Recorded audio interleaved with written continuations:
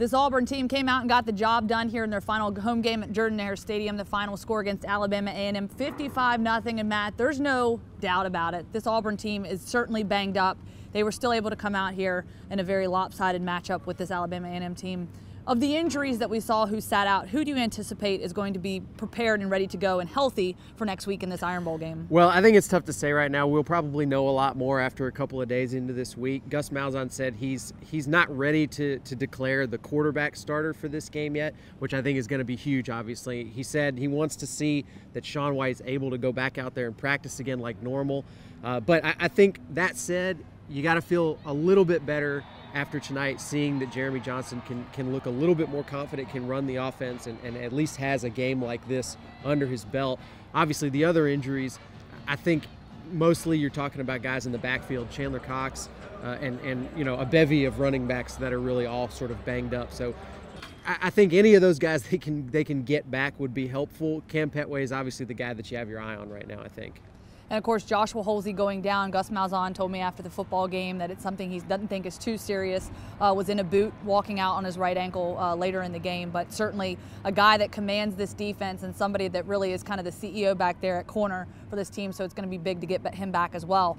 Now, when you look ahead to this football game, you know, some guys may or may not be healthy, ready to go, but who are some other guys that you can foresee stepping up and really playing a big role in this game that we may have not seen earlier in the season? Well, one guy we heard about a lot in the preseason and on into the season was Cam Martin. We hadn't seen a whole lot of him this season.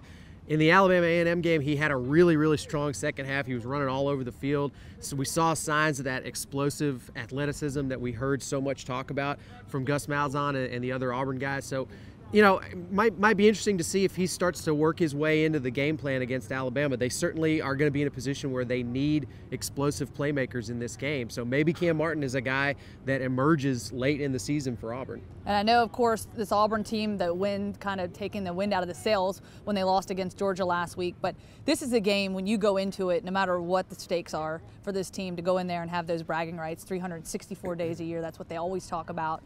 Just, you know, Auburn coming in here, putting up a huge performance, huge numbers. Alabama not quite so much against Chattanooga.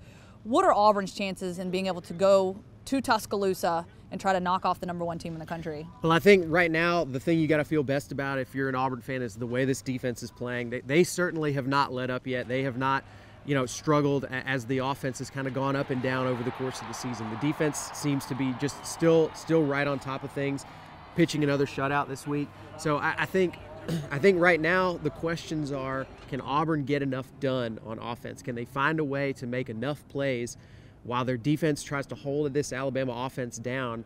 And we've seen the Alabama offense struggle occasionally this season. So can they have both sides make it work at the same time? I think that's the big question. Can Gus Malzahn and Rhett Lashlee put together a game plan to get this offense some points in this game and you know, meanwhile rely on that defense to keep doing what they've been doing all year? Yeah, and I know Gus Malzahn told me right after the game they're going to enjoy this one, but you got to imagine they are going straight to the drawing board and getting ready to drop that game plan, and those guys are going to go to work first thing tomorrow. Yeah, and Gus has a history of kind of emptying the playbook against Alabama, so it should be kind of a wild first quarter no matter what happens in that game. All right, thanks so much. Matt Scalici, I'm Lauren Sisler. Thank you so much for watching, and for all your Auburn Tiger updates, you can visit us on AL.com.